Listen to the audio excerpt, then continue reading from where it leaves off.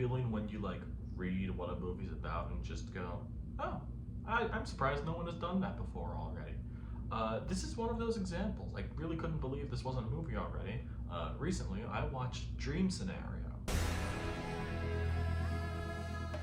This is the latest movie from Kristoffer Borgli. He had made a movie called Sick of Myself, maybe a few years back.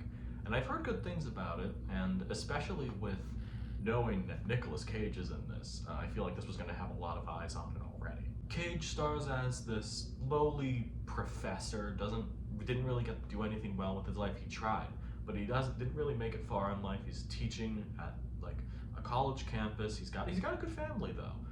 And one night, just all of a sudden, everyone, like literally everyone, he appears in their dreams. He doesn't have any recollection of them. Like even just like if they're like dreaming about flying, like Nick Cage's character is just gonna be right there with them, and for some reason looking at them, and that's it. And he starts to become a celebrity through this. He starts getting like deals and all, and it all starts to spiral out of control. I do also have to add that this movie is produced by Ari Aster, one of the cinephile weirdos out there right now. He just put out Beau is Afraid earlier this year. He's starting work on his next movie, which already has a pretty good cast with it as well. I'm pretty sure Joaquin Phoenix is reteaming with him, as well as Emma Stone and Pedro Pascal reportedly in the mix, and maybe Nicolas Cage. That'd be an incredible cast right there. And let me start off with this. I feel like this has got to be a huge section of this, and it is actually Cage himself being in this movie. This is the perfect idea for this kind of actor that even if you don't really like him too much, you've always thought about him. Like even if it's just once. Like you know who he is. We know what movies he's been in for the most part. And this just feels like a match made in heaven. On top of like with Ari Aster's involvement, it's a part of his production company. We could get some weird shit out of this. And for like, I actually timed it in the movie. For like the first 42 minutes or so, this is damn near perfect. Damn near perfect setup. Every single every scenario that's being played out is finding the funniest situation out of all of it.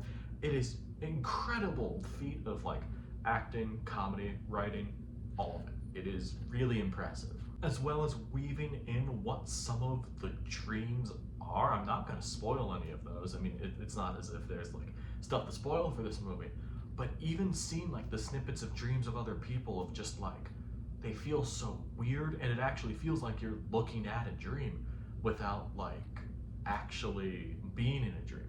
It is really cool stuff, and that is a constant throughout the movie. But as I said, the first 42 minutes or so, it's damn near perfect. There is a specific scene in this where it got weird, but not in a good way. It was a funny scene, but it was the first sign of, oh, I don't know if they're gonna go in this direction. I'm not like a big fan of where they're going with this. And that ended up being the rest of the movie, because they squandered such a truly unpredictable premise of just what you could do with a man who appears in your dreams just like that, and just like we don't know what to do with that. And then it gets, in my opinion, so insanely predictable that it actually made me kind of sad, and I ended up being very disappointed in it. The overall feeling of what this movie actually ended up being about, which is actually ended up being about cancel culture, and like how younger people in like my age on social media are dealing with all these different things. And I honestly, it could have been a very interesting movie with that kind of like feeling to it, but it was surprisingly shallow in that regard. And with how incredible that first 40 or so minutes was, I feel like there was potential to weave in like the cancel culture narrative and have a really interesting like viewpoint on that. Because yeah, no, because they go into what Paul eventually starts doing in the dreams, and well, Paul is Nicolas Cage's character. I don't think I ever mentioned that. And they start mentioning like what he's doing, and he's like freaking out about, I never actually did these things. Why are you mad at me? And that's really all it went. And you could have gotten something really interesting out of that, but it just really wasn't. On the positive side, though, I think Nick Cage is pretty great throughout this whole thing, as well as Julianne Nicholson, who plays Paul's wife, and also the small bits that Michael Cera appears in, playing not usually the kind of character that you'd normally see Michael Cera playing. That was fun to see, and I wanted to see a little bit more of him. But yeah, Dream Scenario just really lost the plot with me within that second half, maybe dipping into the first a little bit. Still, I have to merit that this was an amazing idea for a movie, and especially for those first 40 or so minutes.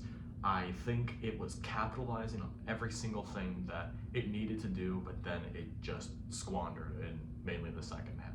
And I feel bad about that because there was true potential in this movie to be like an all-timer, and it just sucks that it wasn't. Dream Scenario, I'm unfortunately going to give it 2 stars. This was a pretty massive disappointment for me, but the things that are good in this are really good, and I'm not surprised that Nicolas Cage actually ended up getting a Golden Globe nomination for this, so good for him. I guess for some audience engagement, you know, like bring up the conversation, who do you dream of? Who like one could say, I've already been dreaming about Nicolas Cage, and that's exactly how it went because it's Nick Cage.